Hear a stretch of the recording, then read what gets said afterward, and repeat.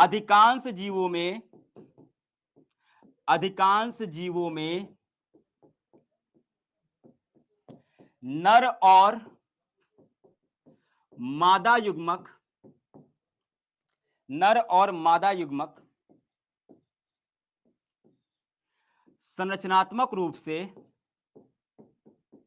संरचनात्मक मतलब बेटा आकार और आकृति में ठीक पूरी तरह से अलग होते हैं।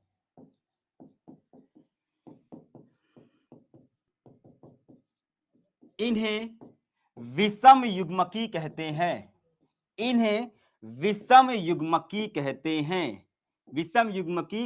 हैं। हेट्रोगैमेट। ठीक, क्या समझे बेटा? समयुग्मकी का एकदम उल्टा।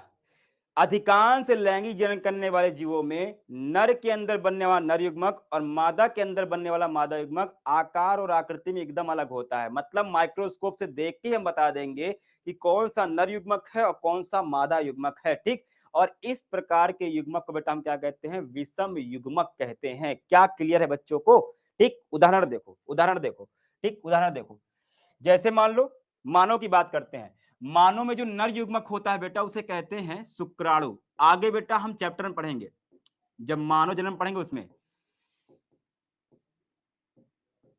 शुक्राणु क्या होता है बेटा? नर युग्मक।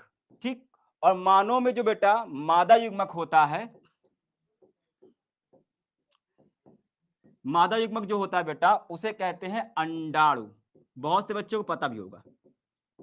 ठीक, अब जो शुक्राणु है बेटा, शुक्राणु की संरचना कुछ ऐसी होती है,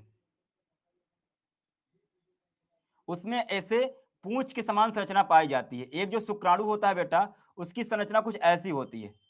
ठीक, और जो अंडाणु होगा बेटा उसकी संरचना कुछ ऐसी गोलाकार होती बेटा।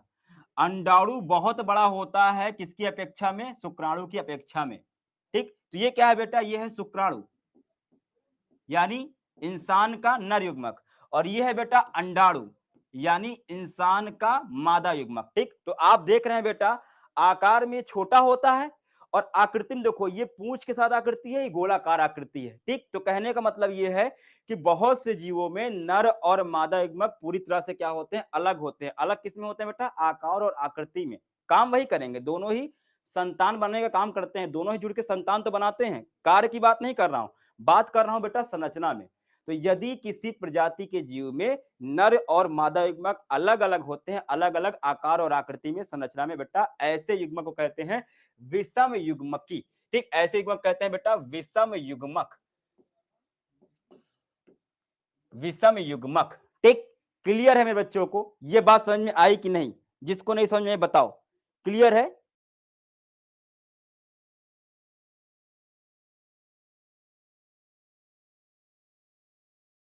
युग्मक आकार में देखो, यहां पे एक चीज छूट गया। नर युग्मक आकार में छोटा और मादा युग्मक आकार में बड़ा होता है।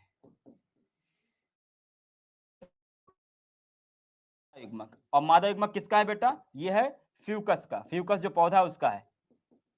ठीक, और यहीं पे बेटा एक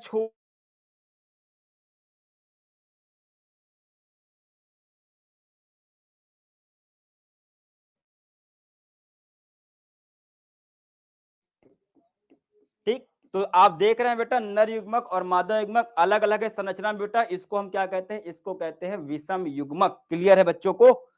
क्लियर है तो बताऊं आगे। मादा युग्मक किसी जीव के अंदर अलग अलग होते हैं आकार और आकृति में, तो ऐसे युग्मक को क्या कहते हैं बेटा? विषम युग्मक कहते हैं। क्वेश्चन पूछेगा किसमें पाया जाता है? आप बताएंगे मानव और फ्यूकस में। युग्मकी का उदाहरण पूछेगा तो आप क्या बताएंगे बेटा? आप बताएंगे जो हमने पीछे देखा। ठीक, क्लोमेडोमोनास। ठीक, क्लोमेडोमोनास का नाम लेंगे। ठीक है, क्लियर है? चलो, ठीक, हाँ, वो समयुग्मक, ये भी समयुग्मक। ठीक, क्लियर। चलो, अब देखो, जिन प्यारे बच्चों को, ठीक, जिन प्यारे बच्चों को युग्मक में कंफ्यूजन है उनके लिए, ठीक, जिन प्यारे बच्चों को युग्मक में कंफ्यूजन है उनको फिर से समझा रहा हूं, ध्यान से सुनना।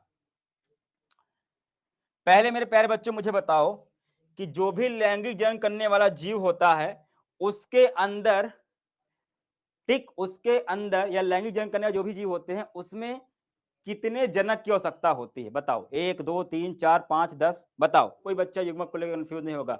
मैं युग्मक पे जोर क्यों दे रहा हूं? सुनो, मैं युग्मक पे जोर क्यों दे रहा हूं? आगे चैप्टर आएगा पुष्पी पौधों में लैंगिक जनन, उसके बाद चैप्टर आएगा मानव जनन, उसके बाद चैप्टर आएगा जनन स्वास्थ्य।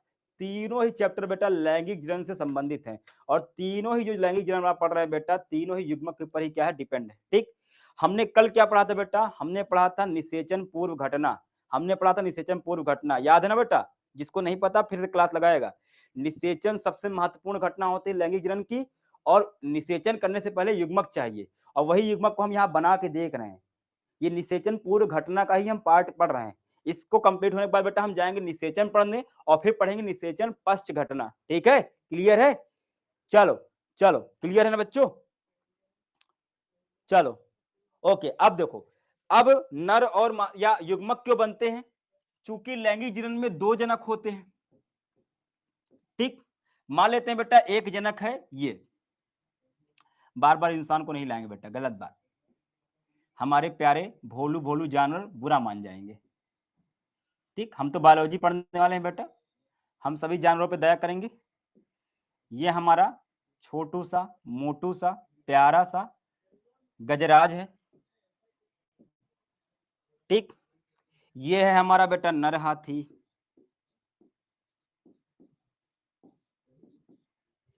ठीक, ये है हमारा नर हाथी। ठीक, नर हाथी बेटा कैसे पता करेंगे नर हाथी? भैया देखो, ऐसे पता किया क्योंकि भैया ने गले में टाई पहनी हुई है। मजाक है? ऑफिस जाते हैं हमारे भाई। ठीक, तो इन्होंने भैया गले में पहनी हुई है टाई। ठीक, ये है भैया नर, और यहां भैया बनाएंगे एक मादा हाथी को।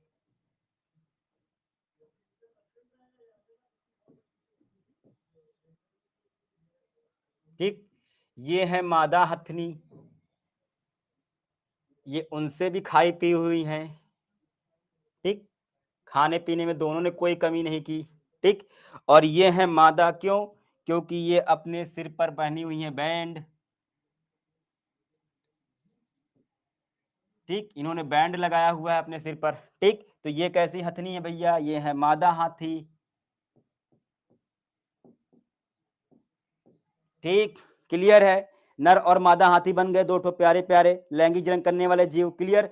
अब देखो मेरे प्यारे बच्चों, अब बेटा इनके शरीर में जितनी गुणसूत्रों की संख्या है, ठीक, मान लेते हैं फॉर एग्जांपल इनके अंदर मान लेते हैं 100 गुणसूत्र हैं। हर कोशिका में 100 गुणसूत्र। गुणसूत्र पता होंगे बेटा, जो कोशिका के अंदर केंद्रक होता है, केंद्रक में जो अनुवांशिक पदार्थ होता है वो गुणसूत्र के रूप में रहता है। ठीक है, तो मान लेते हैं 100 गुणसूत्र हाथी की कोशिका में है, मान लेते हैं, होते नहीं है। और ये 100 गुणसूत्र इनमें है बेटा। ठीक, 100 गुणसूत्र इनमें भी है क्योंकि ये भी हाथी हैं। ठीक, अब देखो बेटा, अब यदि इनको जनन करना है, अपने समान संतान उत्पन्न करना है, तो अगर ये अपनी कोशिका, कोई नॉर्मल कोशिका, सामान्य कोशिका से निषेचन करवाते हैं, भाई लैंगिक जनन करने के लिए निषेचन का होना जरूरी है। नर और मादा कोशिका जुड़ेंगी तभी संतान का निर्माण होगा। मान लेते हैं बेटा इन्होंने एक अपनी सामान्य कोशिका दे दी, ठीक, अपनी कान से एक कोशिका निकाल के दे दी, और इसने भी अपने कान से एक कोशिका निकाल के दे दी। तो इसमें 100 गुणसूत्र, इसमें 100 गुणसूत्र, दोनों में 100 100 गुणसूत्र जुड़ेंगे बेटा, तो कितने हो जाएंगे? 100 प्लस 100, 100 प्लस 100, 200। वेरी, पता नहीं कौन सा जानवर, मुझे भी नहीं पता। ठीक, पता नहीं क्या बन के तैयार हो गया, आधा ऑक्टोपस आधा असुर, पता नहीं क्या बन गया। ठीक, सब गड़बड़ हो गया। दोनों चाहते थे हाथी हो, पर पता नहीं क्या बन गया। क्यों? क्योंकि गुणसूत्र दुगने हो गए। ठीक, तो नहीं नहीं भाई, ये तो गलत बात है, ये तो गलत बात है ना बेटा। तो इसके लिए क्या किया बेटा? इसके लिए इन्होंने कहा कि नहीं, ऐसा नहीं होने देना है, ऐसा होने ही देना बेटा, ये सब चीजें नहीं, ऐसा रिस्क नहीं लेना है। ठीक, हाथी से हाथी को ही पैदा करवाना है। ठीक, तो अब क्या होगा बेटा, ये जो हाथी है ये एक विशेष कोशिका बनाएगा जो किसी लैंगिक जनन करेगा, उसे कहेगा युग्मक। कौन सा युग्मक बेटा? नर युग्मक। और ये जो फीमेल हाथी है बेटा, ये भी बनाएगी एक युग्मक, जिसमें कितने होंगे बेटा? जिसमें ये मादा युग्मक। अब ये नर युग्मक और मादा युग्मक की खासियत क्या होती है बेटा? कि शरीर में जितने भी गुणसूत्र होंगे प्रत्येक कोशिका में, हाथी में मान लेते हैं कितने हैं? 100 है। तो युग्मकों में बेटा ठीक क्या होगा, आधा होगा। ठीक, तो युग्मक एक ऐसी कोशिका है, सुनो, युग्मक एक ऐसी कोशिका है जिसमें गुणसूत्रों की संख्या आधी होती है, आधी बोल सकते हैं या अगुणित बोल सकते हैं, जिसमें गुणसूत्रों की संख्या आधी या अगुणित होती है, जोड़े में नहीं होती है। गुणसूत्र जोड़े में होते हैं हमारी कोशिकाओं में, 46 गुणसूत्रों को हम 23 जोड़ी बोलते हैं। तो जितने भी बेटा जीव होते हैं उनकी कोशिका में, सामान्य कोशिका में जितने गुणसूत्र होंगे बेटा, युग्मकों में उसका ठीक आधा या अगुणित होगा। ठीक, और युग्मक का एक ही कार्य होता है, संतान का निर्माण करना। तो ये नर युग्मक में बेटा आधा, 100 का आधा बेटा 50, इधर भी 100 का आधा 50, तो 50 और 50 वाले दो जुड़ेंगे, निषेचन करेंगे तो 100 विशेष जनन कोशिका के द्वारा जनन होता है, इन्हें युग्मक भी कहा जाता है। जनन कोशिका युग्मक, इंग्लिश में क्या कहेंगे बेटा, गैमिट, गैमिट। ठीक, अच्छा, युग्मक कहा जाता है, जरा बताओ तो युग्मक कब बनेगा, जन्म से रहेगा कि विशेष अवस्था के बाद, बताओ। जन्म से रहेगा युग्मक। अब देखो दूसरी बात युग्मक की, सभी जीवों में युग्मकों में गुणसूत्रों की संख्या अगुणित, हैप्लॉइड या आधी होती है। जब गुणसूत्रों की संख्या बेटा आधी हो तो उसे कहते हैं अगुणित, गुणसूत्रों की संख्या पूरी हो बेटा उसे कहते हैं द्विगुणित।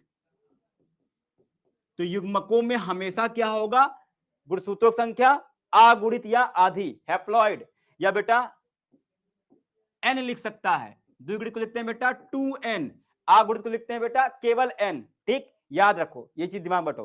ठीक, ये इंपॉर्टेंट चीज है। क्या समझा, अगर कहीं पे गुणसूत्र संख्या के आगे लिखा है, गुणसूत्र ब्रैकेट में लिखा है n, स्मॉल n मतलब आधी, और कहीं पे लिखा है बेटा गुणसूत्र ब्रैकेट में लिखा है 2n मतलब द्विगुणित पूरा, मतलब इंसान के सामान्य कोशिका में 46 है तो यह है बेटा 2n, और इंसान के युग्मक में है 23 तो ये क्या है बेटा n। तो अगुणित को बेटा प्रदर्शित करते हैं n से, और द्विगुणित को प्रदर्शित करते हैं बेटा 2n से। क्लियर है बच्चों को, इसमें तो नहीं कंफ्यूज हो गए, n और 2n समझ में आया। ठीक, पूरे शरीर में जितनी कोशिकाएं होंगी उनके गुणसूत्रों को प्रदर्शित किया जाता है 2n से। ठीक, जो जोड़े में गुणसूत्र हैं। और युग्मकों की अगर बात की जाती है बेटा, तो युग्मकों में जो गुणसूत्र होते हैं बेटा उनको n से प्रदर्शित किया जाता है। ठीक, जो आधे होंगे, जो अगुणित होंगे। ठीक, क्लियर बच्चों को। ठीक ठीक, अब देखो दूसरी बात, तीसरी और लास्ट बात बेटा, युग्मकों का निर्माण अर्धसूत्री कोशिका विभाजन या म्योसिस से होता है। युग्मकों का निर्माण अर्धसूत्री कोशिका विभाजन या म्योसिस से होता है। क्या सभी बच्चों को अर्धसूत्री विभाजन पता है? अगर पता है तो आगे बढ़ूं, नहीं पता तो बताऊं, तो कोई बात नहीं। ठीक, चलो कोई बात नहीं, जिनको पता है बहुत अच्छी बात, नहीं पता है सीखने के लिए आए हैं। ठीक, बताता हूं बेटा ये अर्धसूत्री विभाजन क्या होता है। ठीक, समझाता हूं, ठीक, यही समझा देता हूं, क्लियर रहे आपको। छोटू हाथी की तो बात ही अलग है। ठीक, देखो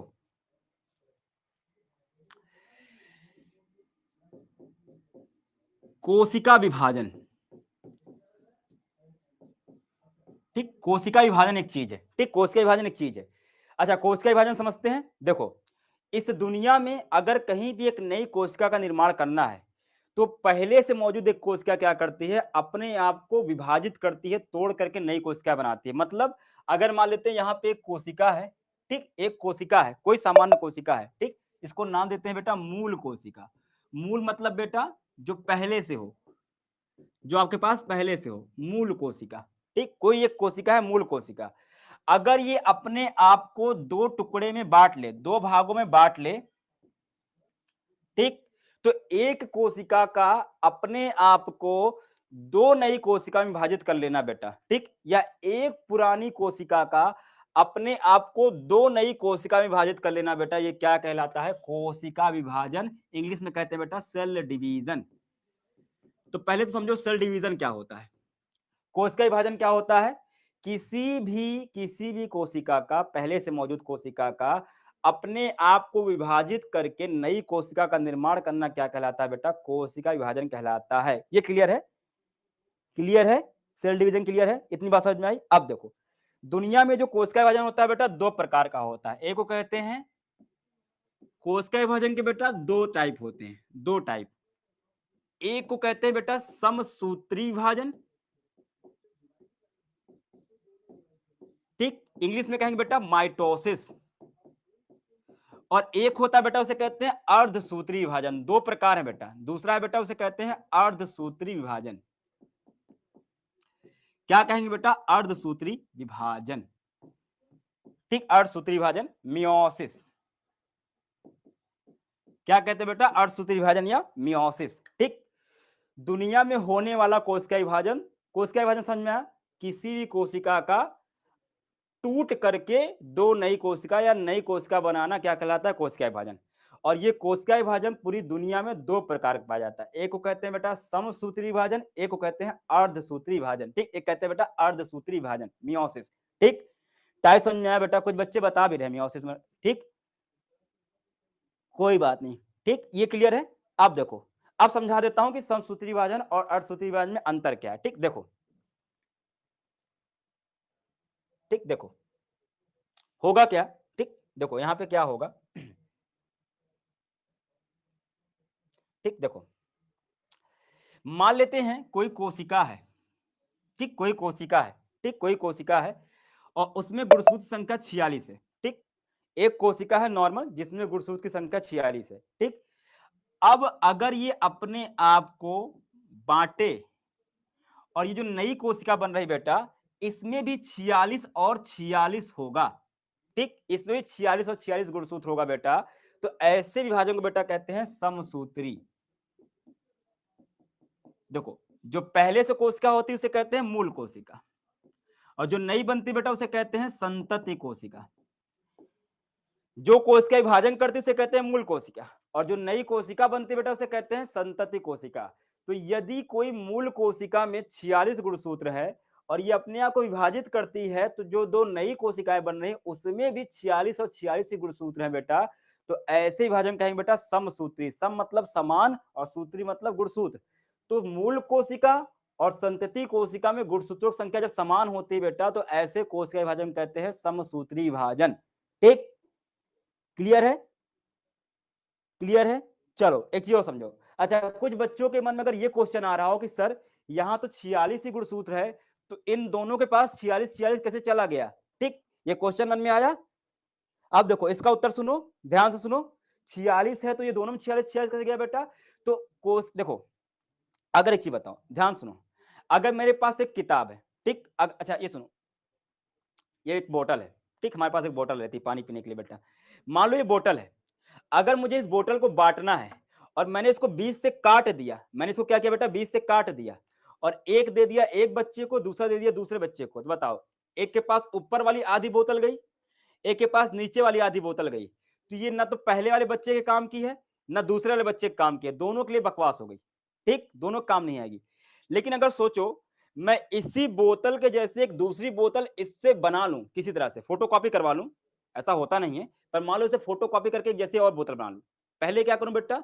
इसके जैसे एक बोतल और बनाऊं, उसके बाद एक बोतल दूं एक बच्चे को, दूसरी बोतल दूं दूसरे बच्चे को, तब तो ठीक है, दोनों को पूरी किताब मिल गई, दोनों को दोनों बोतल मिल गई। ठीक, वैसे ही बेटा क्या करेगा, जब भी किसी कोश का विभाजन करना होता है तो सबसे पहले वो क्या करता है? अपने अंदर का गुणसूत्र दुगना कर लेता है।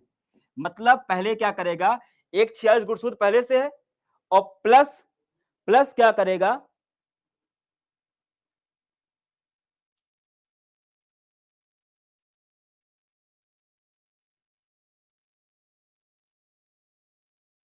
एक 46 दिया इसको और एक 46 इसको दिया। ठीक है, तो याद रखना जब भी किसी कोशिका का विभाजन करना होता है तो सर्वप्रथम वो अपने अंदर के समस्त चीजों को पहले दुगना करता है, फिर एक भाग देता है एक कोशिका को, एक भाग देता है दूसरी कोशिका को। ठीक, तो ये समझ में आया बेटा? अब देखो यही बात यहाँ पे लिखी है, अब आपको दिमाग में होनी चाहिए। क्या दिमाग में होना चाहिए बेटा?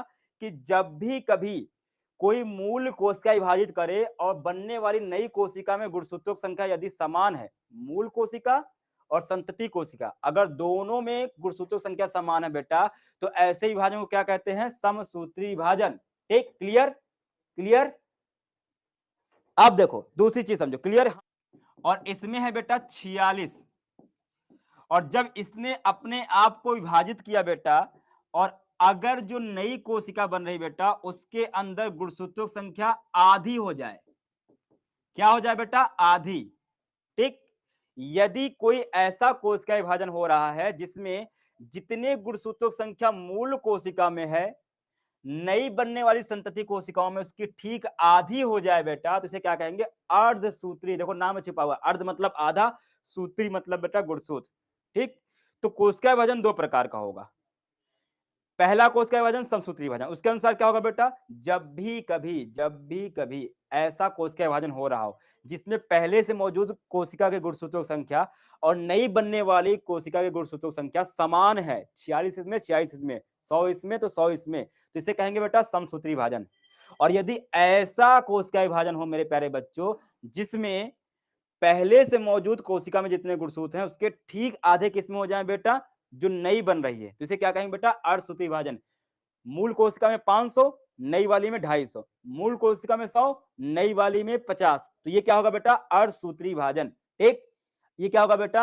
अर्धसूत्री विभाजन। ठीक, अब देखो, अब एक चीज बताओ, अब कॉमन सेंस लगाना। अगर मुझे युग्मक बनाना है, अगर मुझे युग्मक बनाना है तो मैं क्या करूंगा? समसूत्री विभाजन की अर्धसूत्री विभाजन? अब बताओ, समसूत्री विभाजन की अर्धसूत्री विभाजन? माइटोसिस। और युग्मकों में तो 46 नहीं होने चाहिए ना बेटा, 23 होना चाहिए, युग्मकों में आधे होने चाहिए। तो जब भी कभी किसी जीव को युग्मक बनाना होगा तो क्या करेगा? वो करेगा अर्धसूत्री विभाजन। तो वही बात तो वहां पे लिखी थी मेरे प्यारे बच्चों, वही तो लिखी थी वहां पे। क्या लिखा था युग्मक में?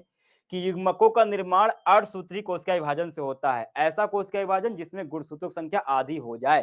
ठीक, क्लियर बच्चों? क्लियर है? अच्छा ठीक है, आपके लिए मैं एक चार्ट लाया हूं बेटा, इसको आप थोड़ा रट लीजिएगा दिमाग में। क्या रटना है बेटा? कि मनुष्य में गुणसूत्रों की संख्या बता रहा है बेटा। ये वाला जो टेबल है बेटा, इधर वाला जो टेबल आप देख रहे हैं, इधर वाला टेबल जो देख रहे हैं बेटा, इधर वाला टेबल जो आप देख रहे हैं, ये है युग्मक का। और ये वाला जो टेबल देख रहे हैं बेटा, ये है सामान्य कोशिका का। मनुष्य के युग्मकों में गुणसूत्रों की संख्या 23, सामान्य कोशिका में 46, कुत्ते में युग्मकों में 39 गुणसूत्र और शरीर में 78। ठीक, चूहे में 21 गुणसूत्र युग्मक में और 42 सामान्य में। ठीक, ऐसे बेटा बाकी सारे जानवरों का लिखा हुआ है, आपको याद कर लेने हैं, आपको याद कर लेने बेटा, ताकि अगर क्वेश्चन इससे ऑब्जेक्टिव आया तो आपको याद रहे। ठीक, क्लियर? चलो, तो अब बेटा मेरे ख्याल से आप सबको युग्मक और युग्मक जनन का टॉपिक क्लियर है। ठीक, हाँ या ना बताओ? क्या होता है? क्या होता है युग्मक जनन? युग्मकों के निर्माण करने की क्षमता ही क्या कहलाती है? युग्मक जनन कहती है। किसी भी जीव में युग्मक बनने की प्रक्रिया क्या कहलाती है? युग्मक जनन कहलाती है। हमने समझा बेटा समयुग्मक की। समयुग्मक क्या होता है मेरे बच्चों?